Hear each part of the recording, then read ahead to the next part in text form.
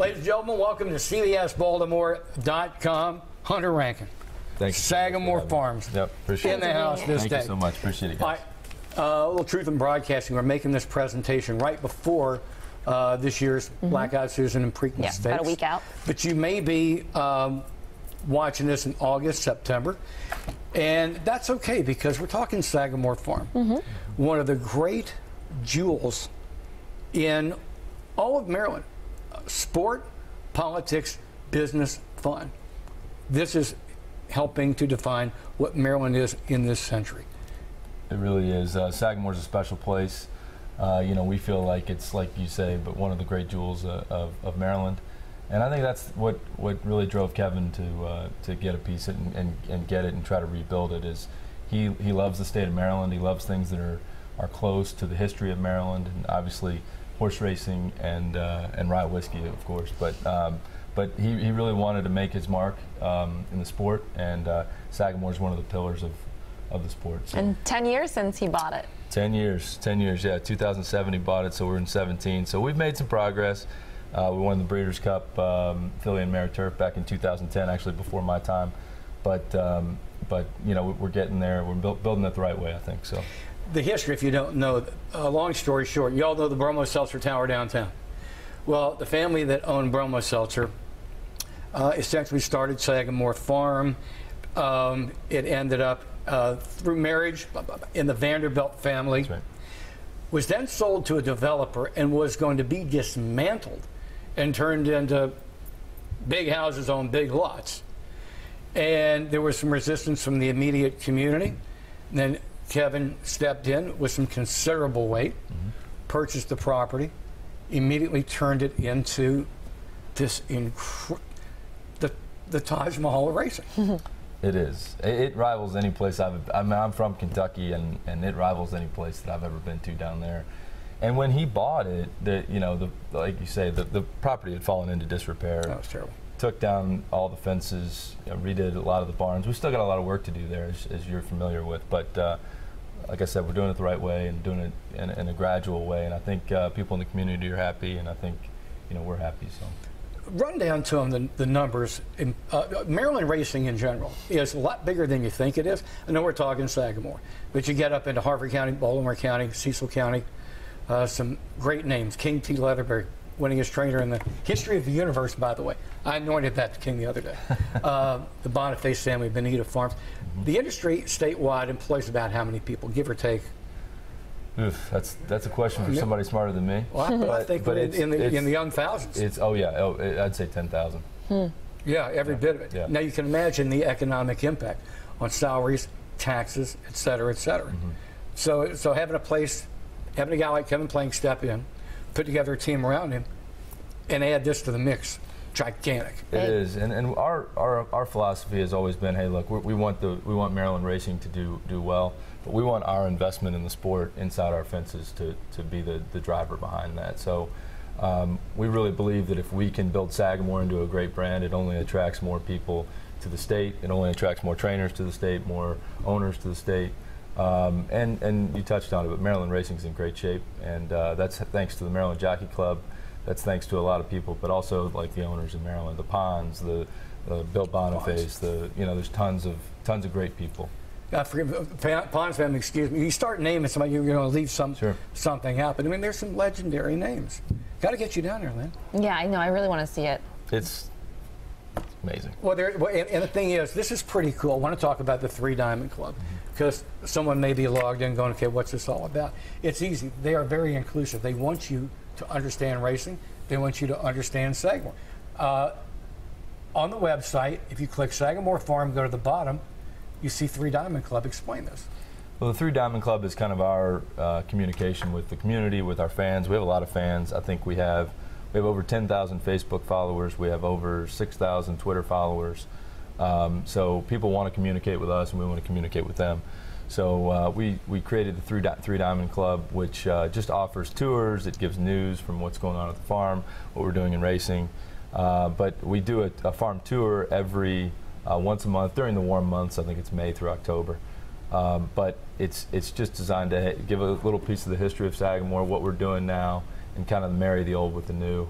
And the 3 Diamond Club, you can go to SagamoreRacing.com and sign up, but it gives you everything you want to know about the farm. I mean, Cool. it's not unlike those who are interested in architecture. You have the Baltimore City tours, you have the industry tours. It's pretty much the same deal. And it's You've got the history down. You could come give tours. You got Hey. the Promo Seltzer guy. Yeah, go do it. be my retirement job. Yeah. Hold on a second. Don't tell anybody. I just read the history on the website. But there it is. But it's the truth. You're very inclusive folks. Yeah, we are. We try to be. We know people want to be a part of the farm, and we want people, the community, to feel like they're involved in it too. Because we really believe that Sagamore is a Maryland asset, and that people should celebrate it and enjoy it. Do you want to talk about your podcast that you voice? Well, I do. I do want to talk about the podcast. Go for it. Fast Horses, Slow Whiskey is our podcast, and we've had some fun guests on. We'll actually have to get you guys on. I'm all in. But we've had Bill Raftery from.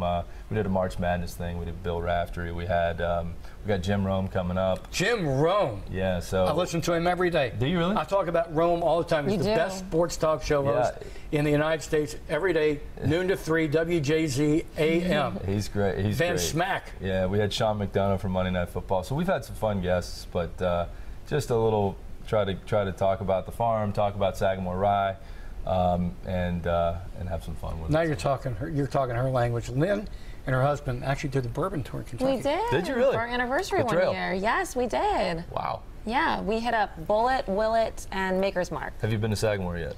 No. I will, Gotta do though. it. I will. You gotta do it. You gotta do it. It's as good as any of those.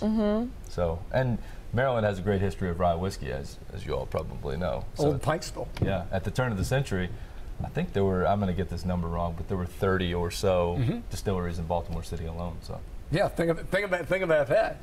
Think about. Well, okay, let me ask you from a corporate point of view. You put the name You put the name Sagamore. You got to be very careful with the brand. you do. And when people were first talking about we're going to do a rye whiskey here, Yeah. it had to have raised some eyebrows. Well, it probably did. You know, it's very difficult to make money in the horse business, and so I think the thinking is, why not leverage the farm's great brand against something that marries well with horse racing, and whiskey and horse racing go hand in hand, and I think you know, the water from the farm has always been a great story from the farm. Mr. Vanderbilt always said that the reason the horses were great was because of the minerals in the water from Sagamore. So we thought we could use that water in another way, leverage the brand of the farm because it is such a great brand, and create something else that also speaks back to the history of Maryland, which is rye whiskey. Well, that water's a big deal.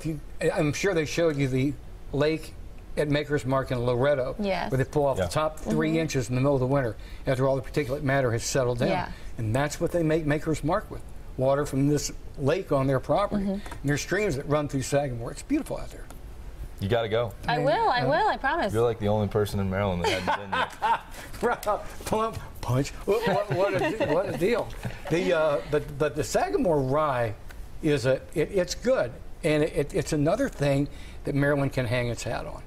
You can go out of town and, wow, there's Sagamore right there. The bottle is beautiful. Yeah, it's cool. It's got the diamond shape, and now those guys have really worked hard over there. Brian Tracy and that whole team, they do an amazing job. They're creating a great product, which is obviously the main pillar of any company. But it's a great product. It's a really, really good team, and they're going to do really well. Back to Sagamore as we begin to close out here. What do you see in the future? Where do you see Sagamore? I mean, the brand, if you look at the logo, which I can bring up here again real quick, it basically says our mission is to win the Triple Crown. It Pure is. and simple. It is. We've got high hopes. In your perfect world, in 10 years, describe Sagamore. I think we're one of the you know, the pillars of the sport once again. I don't think we're there yet, but I think we're gaining respect year by year, and I think that's not just me and our team now, but it's the teams of the past. I think, you know, look, we want to be the Windstars, the Claibornes, those types of farms that have done it for a long period of time. We want to be mentioned with those farms, and there's a lot of ground left to run, But I think we're doing the right things now. We've done it, I think, the right way, and we've got a great group of 2-year-olds, and obviously your horses are going to do the talking for you. So we're excited about them, and hopefully we get there a little quicker than 10 years. But hey, we're gonna give it our best shot. That's pretty cool. Hey, listen, our time has run short. Thanks for coming in, hanging out with us. That's been great. How can folks find the podcast? What's that? How can folks find the podcast? She's on iTunes. Well, you can go to iTunes, or it's on the website, SagamoreRacing.com. But iTunes has it. It's just search Fast Horses Slow Whiskey on iTunes. So Cool. It's pretty easy. Yeah. And there you have it, Hunter. Thanks, guys. Thanks for stopping by. Appreciate it. Great to have you. Great to have you. Then we're going to get you down there. I will. Anytime. I'm telling you, I promise. Believe it or not, it's so close to here right now. Mm-hmm. It's 20 after 10. I could put you in the car and we could make it back for the noon news. It's that No question. close. Yeah, no question. Yeah, no question about it. All right, everybody, thanks for stopping by. CBSBaltimore.com.